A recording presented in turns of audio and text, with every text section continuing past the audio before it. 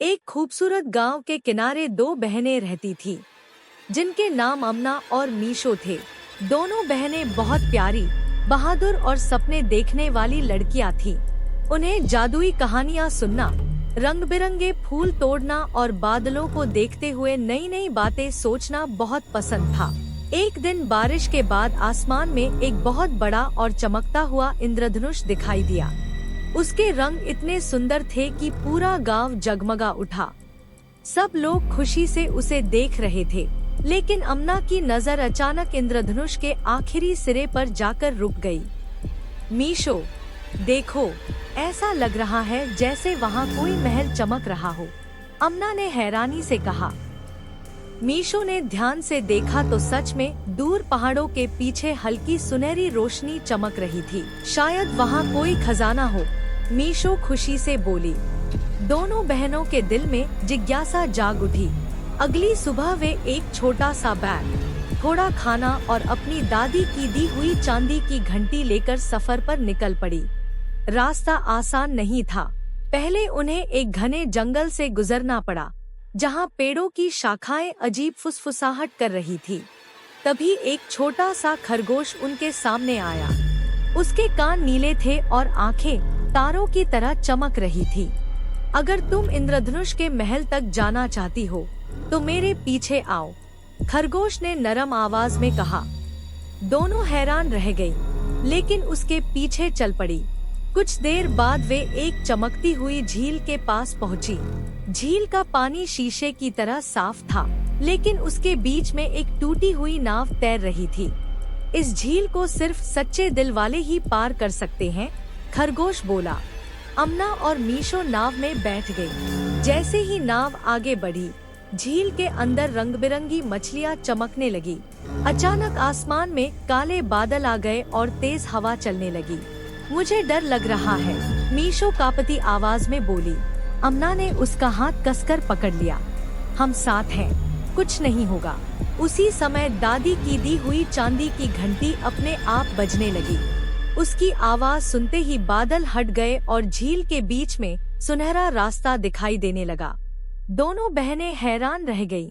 झील पार करते ही उनके सामने एक शानदार महल खड़ा था।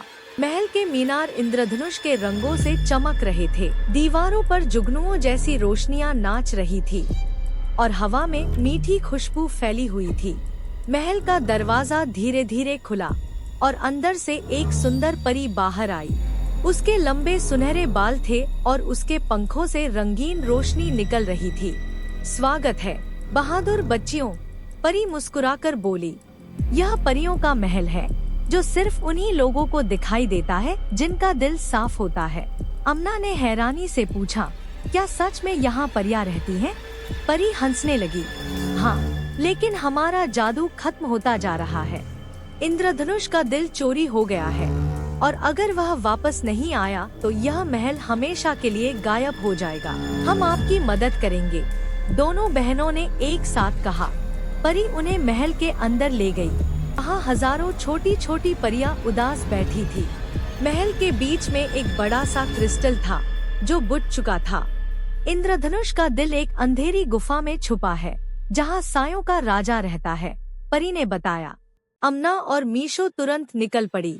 वे पहाड़ों के बीच एक डरावनी गुफा तक पहुंची। अंदर हर तरफ अंधेरा था और अजीब आवाजें गूंज रही थी। अचानक एक बड़ी सी साये जैसी आकृति उनके सामने आ गई। वापस चले जाओ, सायों के राजा ने गरज कर कहा। लेकिन अमना ने हिम्मत नहीं हारी। उसने चांदी की घंटी जोर से बजाई। घंटी की रोशनी पूरे गुफा में फैल गई। मीशो ने देखा कि एक चमकता हुआ क्रिस्टल पत्थरों के बीच रखा हुआ है। यही इंद्रधनुष का दिल है, वह चिल्लाई। सायों का राजा रोशनी से कमजोर होने लगा। उसने गुस्से से चीख मारी, लेकिन दोनों बहनों ने मिलकर क्रिस्टल उठा लिया। जैसे ही उन्होंने उसे हाथ में लिया, पूरी गुफा रोशनी से भर गई और सारे साये धुएं की तरह गायब होने लगे। दोनों जल्दी से महल वापस पहुंची। परियां खुशी से ताली बजाने लगी। जैसे ही इंद्रधनुष का दिल दोबारा क्रिस्टल में रखा गया, पूरा महल जगमगा उठा। आसमान में हजारों रंग फैल गए और इंद्रधनुष पहले से भी ज्यादा चमकने लगा। परियों की रानी खुद उनके सामने आई। तुम दोनों ने बहादुरी, प्यार और सच्चाई से हमारा जादू बचाया है। उसने उन्हें एक छोटा सा रंगीन सितारा उपहार में दिया। जब भी तुम आसमान में इंद्रधनुष देखोगी, यह सितारा चमकेगा और परियों का महल तुम्हें याद करेगा। अगली सुबह अमना और मीशो अपने गांव लौट आईं। किसी को यकीन नहीं हो रहा था कि वे सच में परियों के महल तक गई थी। लेकिन जब भी बारिश के बाद इंद्रधनुष निकलता, उनके कमरे में रखा रंगीन सितारा हल्का हल्का चमकने लगता और दोनों बहनें मुस्कुराकर समझ जाती कि कहीं न कहीं बादलों के पार परियों का जादुई महल आज भी मौजूद है।